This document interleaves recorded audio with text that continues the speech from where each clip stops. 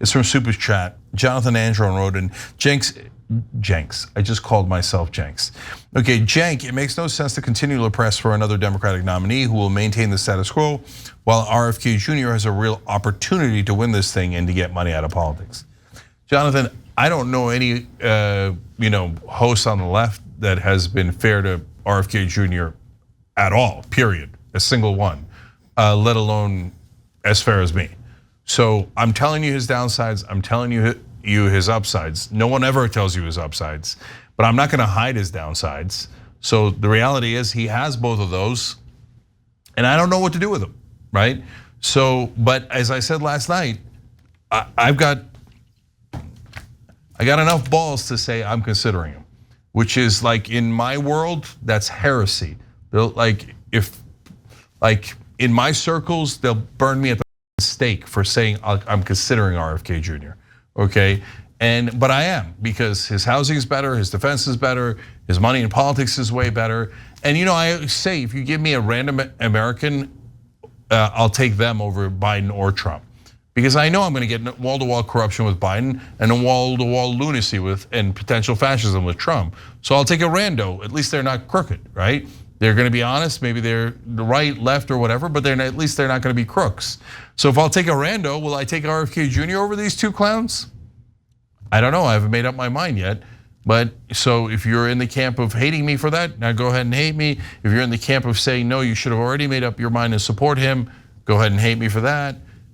Or just let's all try to figure this thing out together. Okay. Maybe super last thing. Jordan, maybe I'm stating it wrong, because you know things online better than I do, to be honest. Is there anyone on the left that's saying, yeah, maybe we should look at RFK Jr.? No, nobody that I really see. I think he's mostly seen as a kind of a crank, conspiracy theorist. I mean, some of the stuff he says is just so ludicrous, right? He's blaming big pharma for school shootings. He blamed antidepressants for school shootings. That's not true. Like he has, you brought it up to him. He has, I think, a totally incoherent stance on how to address climate change. You want a free market response to climate change, but also the corporations that are in that free market and operating in that free market have completely captured the regulatory agencies designed to address climate change. There are so many things, of course, like the January 6th sympathies to insurrectionists, hiring a J6er, just it goes. Not to mention, of course, being almost completely anti-vax. I could never bring myself to support him. I don't know that that's a pa-dum-pum, but okay. Maybe it's a different sound effect. Look, I think his vice president is even worse on vaccines, the vice presidential candidate, like to the point where it's super awkward. But I would actually, now you got me defending him a little bit. Like he says free market, but that's the problem with RFK Jr., which is when he says free market on the climate change stuff, and then I press him on it, he says, well, free market, except I would make them pay their externalities, which is not free market. That's massive regulation saying, hey, if you're polluting or you're doing things that are adding to climate change, I'm gonna increase your costs dramatically, which is actually the most extreme, but in a positive way, climate change proposal. But I don't know which one he actually means. That's one part of my issue. If I thought he really meant I'm going to enforce their externalities on them, that would probably tip me over and I would vote for him. Do you see why that would be way more left than anything that anybody else is proposing? If he was telling the truth, though. So I think the problem with him is he says what he thinks the person he's talking to wants to hear. That's one example. Abortion is another example. Him and Shanahan have completely changed their stances multiple times on abortion. They've ranged from no restrictions in one interview, and then when pressed on it, oh no, there would be restrictions. Then it was varying numbers of weeks in the pregnancy where they would enforce a restriction.